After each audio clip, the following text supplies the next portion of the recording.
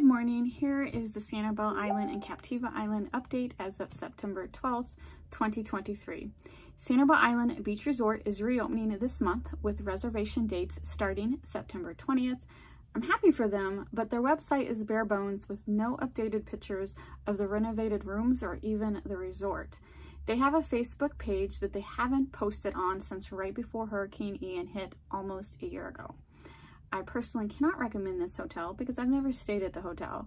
The older pictures before the hurricane look great. It's got great positive reviews, but as of right now, I have no idea what it looks like. It kind of irritates me that they haven't posted any updated photos. In this day and age of social media and with everyone having a phone, it really isn't that hard to post a quick photo. They did update their website with the info that they are reopening, but yet they did not take the time to post new photos. If you want to stay at a hotel sight unseen, go for it. But I will recommend the Island Inn and the Twin Waters Resort first. They have plenty of updated photos on their social media.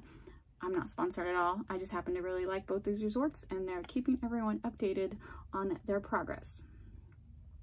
Sanibel had their monthly city council meeting on Monday, the 11th. The meeting started with employee recognition awards.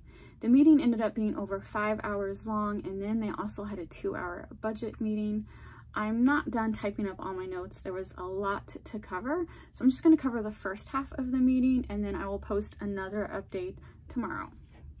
Before the City Council started discussing the agenda items, they opened up to public comment, which there was none, and then they opened it up for the City Council members to comment. Remember, the City Council members always get a chance to go over everything they've been doing since the last board meeting with related to business. A lot of these council members are on other committees, and then they'll update everyone with what's been going on in these other committees. So Scott Crater started with his comments on the Lee County vote for the height and density and his unhappiness with that vote. He was just venting. He didn't cover anything new that we didn't already know, but I definitely agree with his complaints. No one is happy with the Lee County Board of Commissioners right now. Well, except for South Seas. They're really happy. Senate Bill 250 was brought up by Mike Miller, and the concerns on how it will affect small cities and the general idea that it is a state governmental overreach on natural emergencies. I'm not familiar with the Senate bill, so I Googled it. Here are some quotes from the internet. Senate Bill 250 was signed by the governor in June 2023 with its intent to assist hurricane relief efforts. However, a certain provision suggests that any and all land use regulations passed since the hurricane be voided.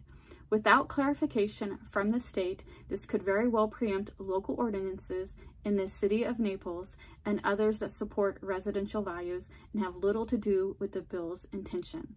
It has been previously reported that the Senate Bill 250 specifically threatens home rule and removes power from local municipal governments. It therefore dismisses the voters who elected those officials. The city has been aligned with the Florida League of Cities position on home rule, end quote. So Mike Miller is a part of this Florida League of Cities. This is the meeting he went to. Naples is concerned, but everyone in that area, all the cities in that area should be concerned because of the Senate bill.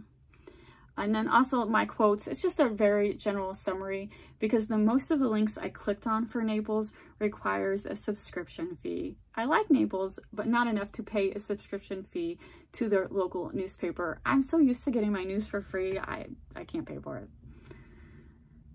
I will assume this Senate bill, that everyone's main concern, I will assume, and again, this is just my opinion, it has something to do with the state taking away the limitations on temporary housing after an emergency.